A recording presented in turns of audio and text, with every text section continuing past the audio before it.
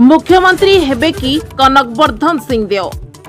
राज्य राजनीतिर जड़े चर्चित चेहरा पाटनागढ़ राजपरिवार पुओ तथा बीजेपी हेवीवेट नेता कनकवर्धन सिंहदेव 1995 मसीह पाटनागढ़ विधानसभा आसन में नुआकरी प्रवेश कले बीजेपी दलरू पाटनागढ़ युवराज कनकवर्धन सिंहदेव और निकटतम प्रतिद्वंदी जनता दलर विवेकानंद मेहर को प्राय 43,000 अधिक भोट्रे हराई प्रथम थर पर विधायक हेले। 2000 मसीह बीजेपी बीजेडी मेंट सरकार रे निर्वाचन में विजयी होई शिल्पमंत्री और 2004 मसीह नगर उन्नयन होते। 2013 रु 2016 पर्यंत भारतीय जनता पार्टी राज्य सभापति भाव में गुरुदायित्व तुलाई। 1995 रु 2019 मध्य दीर्घ 25 वर्ष धरी निरविच्छिन्न भाव में पाटनागढ़ विधानसभा मंडली रे विधायक होई आसुथबा बेले 2019 मसीह बीजेपी गड़ भेद करथिला बीजेडी।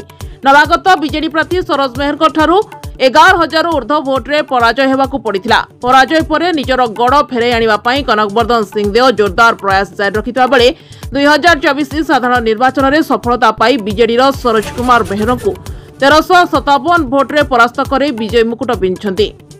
ओडिशा रे प्रथम करी बीजेपी बहुमत पाई सरकार करने को जाउथबा बेले जेहेतु दीर्घ दिनरू पार्टी रे विभिन्न गुरुदायित्व नेबा सह षष्ठ थर पर विधायक होइथिबारु कनकवर्धन सिंहदेव परी जड़े अनुभवी नेता को बीजेपी मुख्यमंत्री करिपारे बोली अंचल रे चर्चा जोर धरिछि।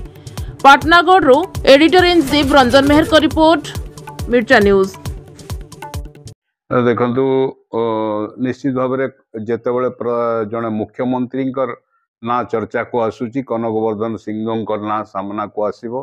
कारण ओडिशा रे बीजेपी प्रतिष्ठा हवा दिन ठारू कहा जाय पारे 1995 रु लगातार भाव में से 5 थर एठू विधायक भाव में निर्वाचित होइचंती एवं तांकर सेही पाळी मानकरे से थरे नगर उन्नयन मंत्री होइचंती, थरे शिल्प मंत्री होइचंती। या छड़ा से गोटे पाळी राज्य सभापति भाव में मध्य दायित्व निर्वाह कर सारिचंती। तो तांकर अभिज्ञता को जदि देखिबा, तांकर पारदर्शिता को जदि देखिबा ताहले से मुख्यमंत्री हवा लगी निश्चित भाव में हकदार। एणु यह कहा जाय पारे जे कनकवर्धन सिंहदेव को जदि मुख्यमंत्री पद में अभिषिक्त करा जाए यह दल पई निश्चित भाव में शुभंकर हबो। विभिन्न लोक ना सुबुची से भितरे तांकर अभिज्ञता काना निश्चित भाव में मु जहा कहूची जे जन अभिज्ञ राजनेता एवं तांकर व्यक्तिगत गुण मान भितर रही जे से सहजरे माने निजर भावना चिंतारू दूरे जाती नहीं।